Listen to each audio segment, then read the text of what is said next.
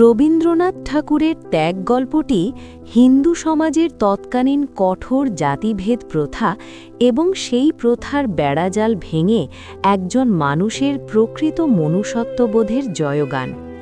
গল্পের কেন্দ্রবিন্দুতে আছে হেমন্ত, একজন আধুনিক মনা যুবক, এবং তার বাবা হরিহর মজুমদার, যিনি আভিজাত্য আর সামাজিক শাসনের এক কঠোর প্রতীক। গল্পের নায়ক হেমন্ত। তার বাবা হরিহর মজুমদার অত্যন্ত গোঁড়া এবং সমাজ সচেতন মানুষ। তিনি ছেলের জন্য পাত্রী খুঁজছিলেন এবং অনেক দেখে শুনে একসময় কলকাতার এক পাত্রী কুসুমের সঙ্গে হেমন্তর বিয়ে ঠিক হয়।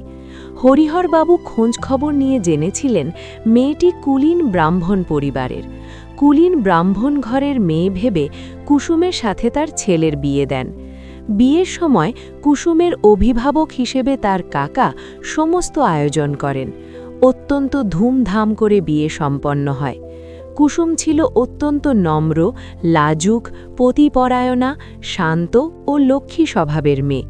হেমন্তের জীবনে কুসুম এলো স্নিগ্ধ এক আলোর মতো।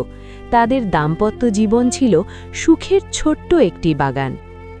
বিয়ের পর কুসুম এবং হেমন্তর জীবন বেশ সুখেই কাটছিল, কিন্তু সেই সুখে কালবৈশাখী হয়ে হানা দিল একটি নিষ্ঠুর সংবাদ।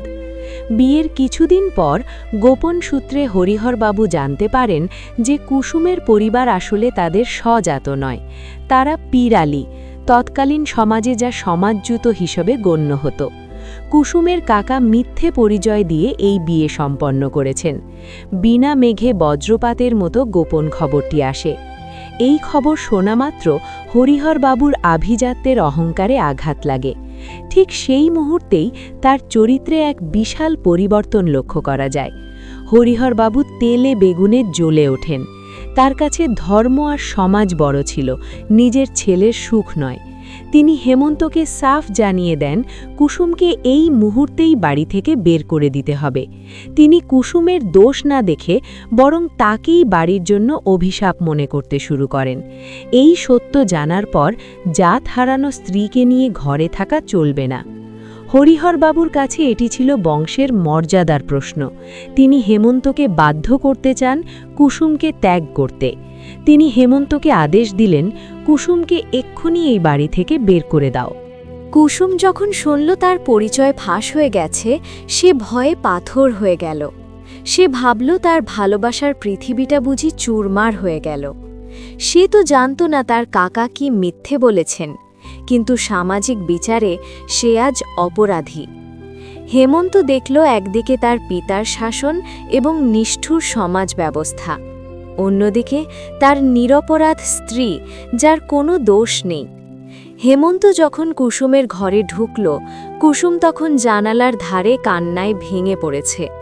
হেমন্ত বুঝতে পারল যে মেয়েটিকে সে সারা জীবন সুখে রাখার কথা দিয়েছিল, আজ কেবল এক তথাকথিত জাতের জন্য তাকে বিসর্জন দেওয়া হবে চরম অধর্ম। গল্পের ক্লাইম্যাক্স এখানেই। হেমন্ত কুসুমকে খুব ভালোবাসত। সে দেখল কুসুমের কোনো দোষ নেই। সে তো আর মিথ্যে বলেনি, বরং তাকে মিথ্যের আশ্রয়ে বিয়ে দেওয়া হয়েছে। কুসুম যখন সব জানতে পেরে নিজেকে অপরাধী মনে করে ভয়ে কোঁকড়ে যাচ্ছিল, তখন হেমন্ত এক কঠিন সিদ্ধান্ত নেয়। সে অনুভব করে যে সমাজ একজন নিরপরাধ মানুষকে কেবল জাতের দোহাই দিয়ে রাস্তায় ফেলে দিতে চায়, সেই সমাজ বা ধর্মের চেয়ে তার ভালোবাসা ও নৈতিক দায়বদ্ধতা অনেক বড়। হরিহরবাবু বাইরে অপেক্ষায় ছিলেন হেমন্তর সিদ্ধান্তের জন্য। তিনি ভাবেননি তার শান্ত ছেলেটি কোনোদিন তার অবাধ্য হতে পারে। কিন্তু হেমন্ত বেরিয়ে এসে দৃঢ় স্বরে জানিয়ে দিল সে কুসুমকে ত্যাগ করতে পারবে না। হরিহরবাবু গর্জে উঠে বললেন, তবে তুই আমার পুত্র না, তোকে আমি ত্যায্য করলাম। সাধারণত মানুষ পরিবার হারানোর ভয়ে ভীত হয়, কিন্তু হেমন্ত ছিল অটল। সে বুঝতে পেরেছিল প্রকৃত ত্যাগ কুসুমকে ঘর থেকে বের করে দেওয়া নয়, বরং দীর্ঘদিনের জং ধরা কুসংস্কার আর অন্ধ আভিজাত্যকে মন থেকে ঝেড়ে ফেলা। সমাজ বা স্ত্রীকে ত্যাগ নয়, বরং হেমন্ত তার বাবার দেওয়া সেই সংকীর্ণ সমাজ ও আভিজাত্যকে ত্যাগ করে নিজের স্ত্রীর পাশে দাঁড়ানোর সিদ্ধান্ত নেয়। রবীন্দ্রনাথ এই গল্পে দেখিয়েছেন যে মানুষের পরিচয় তার জন্মে নয়, তার চরিত্রে। ভালোবাসা কোনো কৃত্রিম সামাজিক নিয়মের ধার ধারে না। প্রকৃত ধর্ম হল মানুষের প্রতি দায়বদ্ধতা, যা হেমন্ত পালন করেছিল। হেমন্ত তার আভিজাত্য এবং পিতৃগৃহের মোহ ত্যাগ করে কুসুমের হাত ধরল।